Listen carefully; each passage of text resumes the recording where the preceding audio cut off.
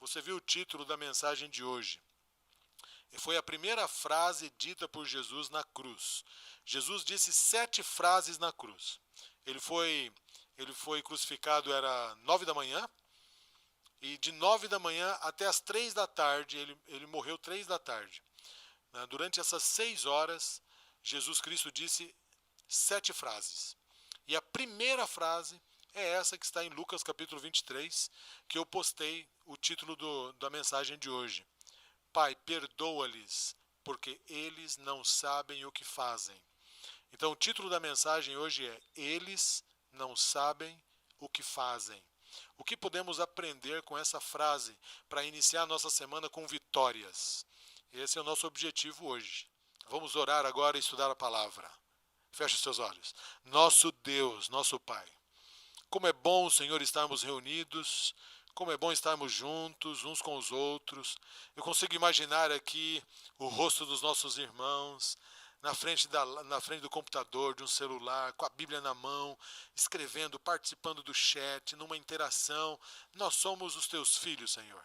E nós estamos conectados uns com os outros aqui, para nos mantermos animados, nos mantermos firmes na fé. Ó Senhor, alimente a nossa alma, a nossa vida, a nossa experiência cristã. Como é bom fazer parte da Tua igreja e nos sentirmos amados e cuidados uns pelos outros. Ó Senhor, o Senhor preparou um texto extraordinário para estudarmos hoje. Um texto, uma frase de Jesus que foi proferida na cruz. Ensina-nos por meio dessa mensagem de hoje. Em nome de Jesus, amém. Amém? Pega a sua Bíblia. Com a Bíblia na mão, então, vamos estudar a palavra de Deus. Abra a sua Bíblia no livro de Lucas. Evangelho de Lucas, capítulo 23. Já deixei aberto aqui, Lucas 23, eu quero ler 2 versos, que é o verso 33 e o 34. Tudo bem? Vamos lá? Lucas 23, 33 e 34. A narrativa bíblica diz, já encontrou? Notem. Quando chegaram ao lugar chamado Calvário, em algumas versões diz Gólgota, certo? Que é o mesmo lugar.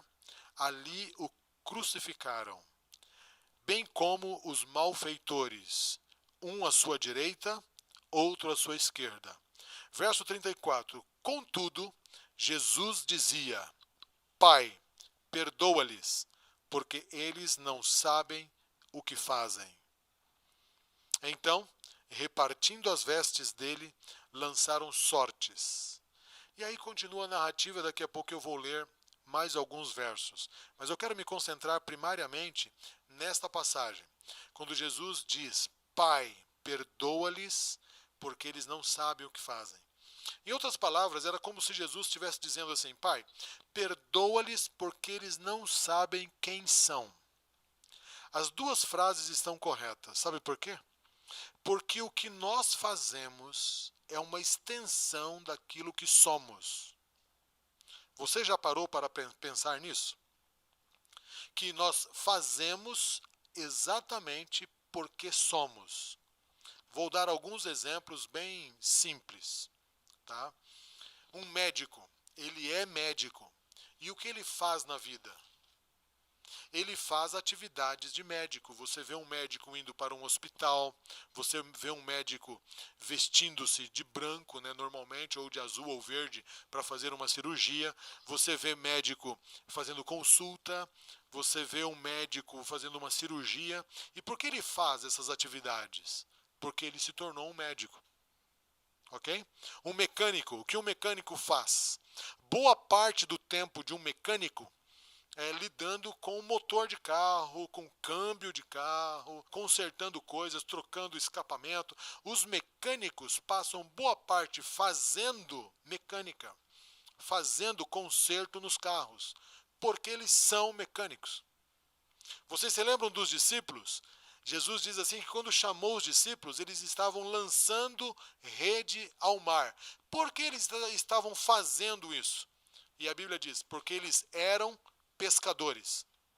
O que nós somos vai determinar as nossas ações, o que nós fazemos. Jesus Cristo está pendurado na cruz, há uma multidão de pessoas ao pé da cruz. Aquele evento que foi atraindo centenas e milhares de pessoas no decorrer da Via Dolorosa, porque havia um cortejo.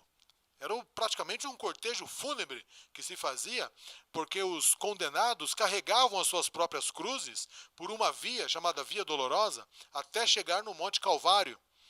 Um monte que era usual ter morte ali, ter condenação sendo executada ali naquele lugar. Era um lugar de muito derramamento de sangue. Então as pessoas naquela sexta-feira foram atraídas logo cedo, foram atraídas por aquele movimento muito grande. A cidade toda já estava muito agitada, desde madrugada, desde manhãzinha, quando começou o julgamento de Jesus. E depois teve o açoite, certo? E depois a zombaria, quando eles colocaram a coroa de espinhos na cabeça dele e batiam com um cetro na cabeça dele, colocaram roupa de rei. Quando Barrabás foi solto no lugar de Jesus, aquela multidão foi se ajuntando. 9 horas da manhã, a multidão imensa estava ali ao pé da cruz. E ali tinha soldados, ali tinha uma multidão comum, ali estavam os sacerdotes, estavam os sumos sacerdotes, os líderes religiosos, certo? E a palavra de Deus diz o seguinte, que assim que Jesus foi levantado na cruz, o verso 34 diz assim, logo depois que narra que o levaram para o Gólgota, diz assim, Jesus dizia, Pai, perdoa-lhes, porque eles não sabem o que fazem. Em outras palavras, eles não sabem o que são. Perdoa-lhes. Aquela multidão era uma multidão muito volátil. Era uma multidão muito insegura, muito instável. Era uma multidão manipulável. Possivelmente, boa parte daquelas pessoas que compunham aquela multidão, alguns dias atrás, estavam admirados com os milagres de Jesus. Alguns dias atrás, eles estavam dizendo Hosana, quando Jesus veio entrar triunfalmente em Jerusalém. E muitos deles colocaram palmeiras, colocaram suas roupas para que Jesus passasse por cima, e eles diziam Hosana, filho de Davi. E agora estavam dizendo crucificam, cuspindo nele e zombando dele. Uma multidão muito volátil, insegura. Certo? Aqueles que antes admiraram Jesus em seus discursos, milagres e ministérios, agora estavam seguindo uma multidão de pessoas desenfreadas, seguindo inclusive os próprios demônios, porque Ellen White diz que os demônios incitavam a multidão, gritando no meio delas para que Jesus fosse crucificado. Aquela multidão estava ali. E no momento em que eles precisaram se posicionar do lado da verdade, aquela multidão vacilou, ela titubeou. E agora Jesus olha para aquelas pessoas e Jesus fica cheio de misericórdia por eles. Jesus está cheio de amor por eles. E ele dirige o olhar para o céu e faz uma oração. E Jesus ele foi muito coerente com o seu ministério, porque durante o seu ministério, ele disse para todos os seus seguidores que nós precisávamos perdoar as pessoas, perdoar inclusive os nossos inimigos e orarmos por aqueles que nos perseguem. E agora Jesus, ele está agindo com muita coerência, porque era natural para ele perdoar, por isso foi natural para ele ensinar o perdão. Então Jesus, ele disse para fazermos algo que ele também estava disposto a fazer. E ele ora agora e pede perdão pelos seus maiores inimigos. As pessoas que estavam maltratando, as pessoas que estavam xingando, as pessoas que estavam ali zombando dele. E Jesus diz assim, eles não sabem o que fazem, eles não sabem quem eles são. Em outras palavras, eles não sabem que eles estão sendo dominados pelo inimigo. Eles não sabem que eles são pecadores que precisam da graça. Eles não sabem que o único salvador deles está aqui pendurado na cruz. Eles não sabem que se eu descer da cruz, como eles estão dizendo, porque eles diziam, né? Desce da cruz se você é o mestre, desce se você é o Messias, se você tem poder mesmo, desce daí. Eles não sabiam que se Jesus descesse, eles não seriam salvos. Eles não sabiam. Estavam completamente ignorantes. Eles eram ignorantes.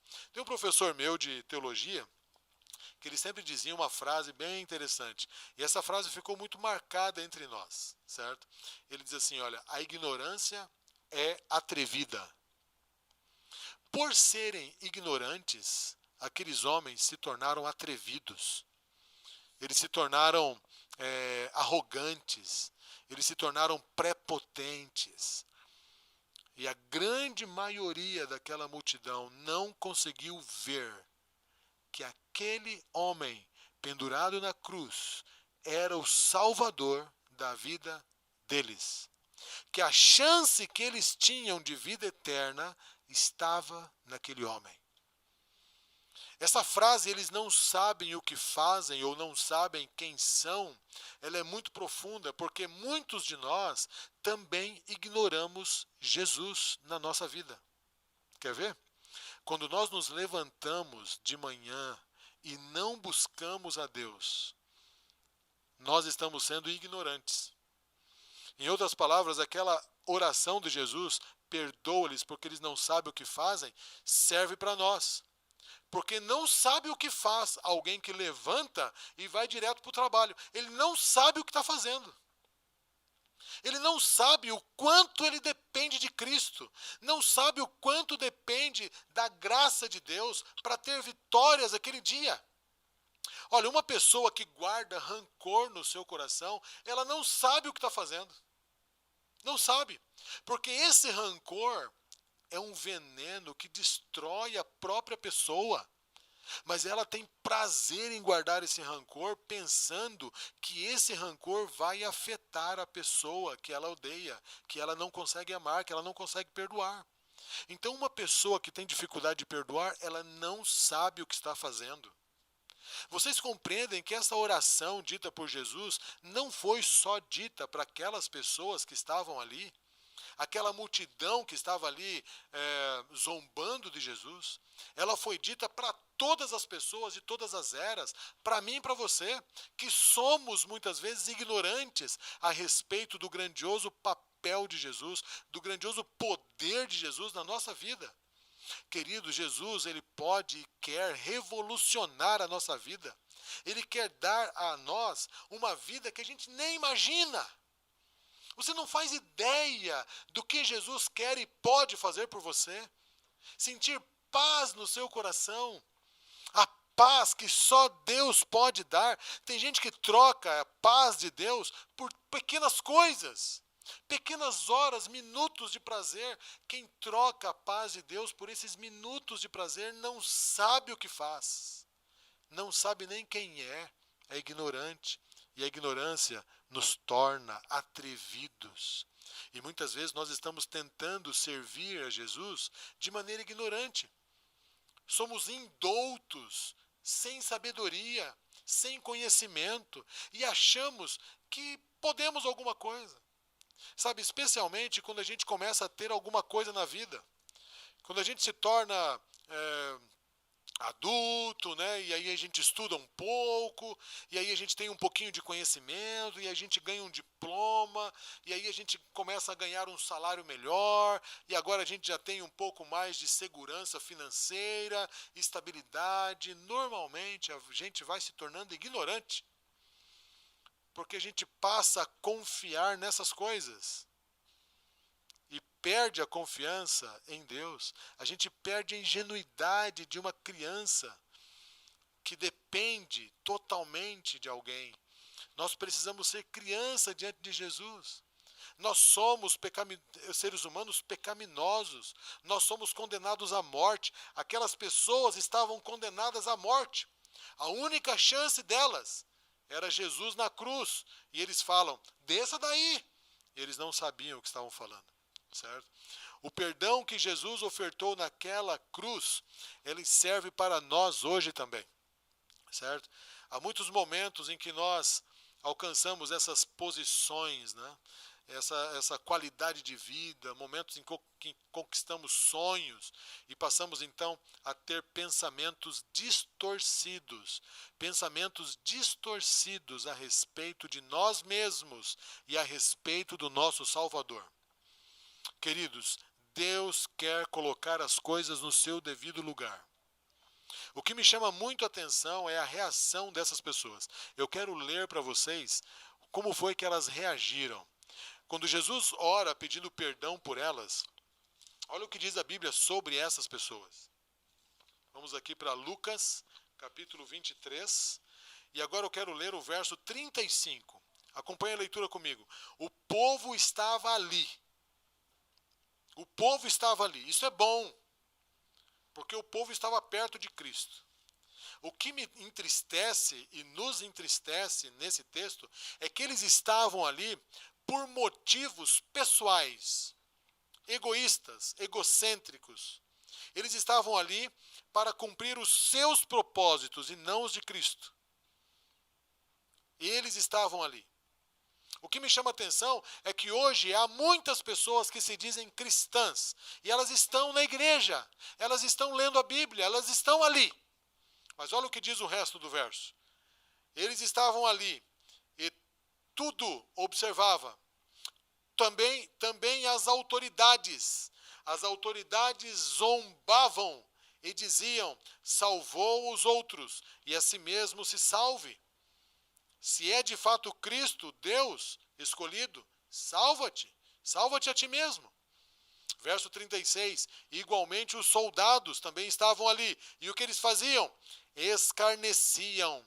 E aproximando-se, trouxeram-lhe vinagre, dizendo: se tu és o filho, se tu és o rei dos judeus, salva-te a ti mesmo.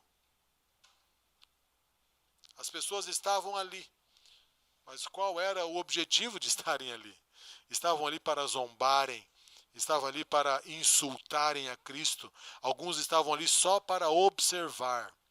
Queridos, você está aqui nesta live com que objetivo? Você está aqui com que objetivo? Você é um cristão com que objetivo? Você está perto de Cristo com que objetivo? Mas eu quero terminar essa live de hoje com uma parte positiva nesse texto aqui. Porque havia uma outra pessoa, haviam outras com pensamentos bons, mas havia uma outra, eu quero me concentrar só em uma hoje. Havia uma outra pessoa que estava também ali, perto de Jesus. E essa pessoa conseguiu vencer a sua ignorância. Ela conseguiu abrir mão da sua falta de conhecimento. E ela entendeu que Jesus Cristo era o Messias. Certo? Isso é muito importante. E você vai ler na sequência do verso. Capítulo 23 ainda, no verso 39.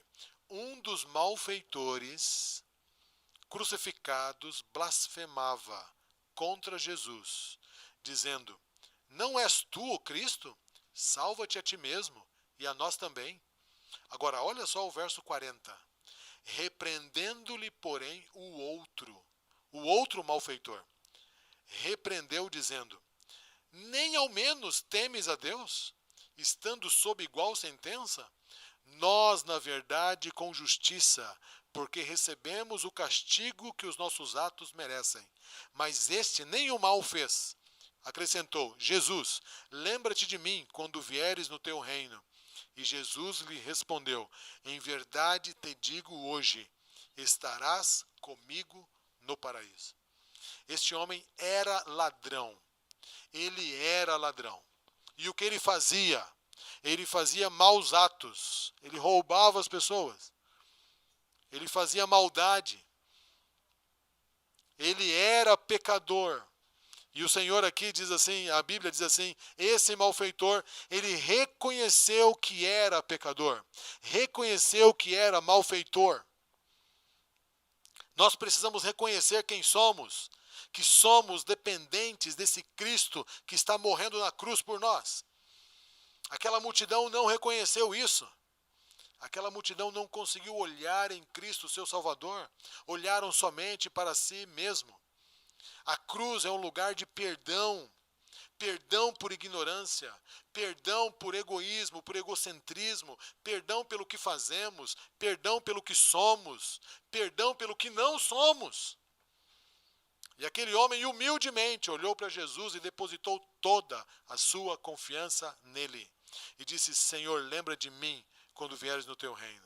E Cristo deu perdão para ele quando? Naquele momento.